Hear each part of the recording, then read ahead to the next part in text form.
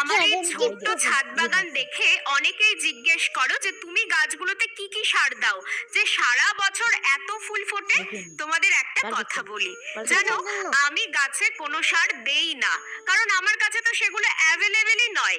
এতদিনে তোমরা বুঝেই গেছো যে গাছগুলো আমার নিজের বাচ্চার মতো, আর এদের আমি কোনো রাসায়নিক সার কীটনাশক কিছুই দেই না। যা করি সব ঘরোয়া। তারপরেও দেখো, এই এত ছোট ছোট গাছগুলোতে এত ফুল।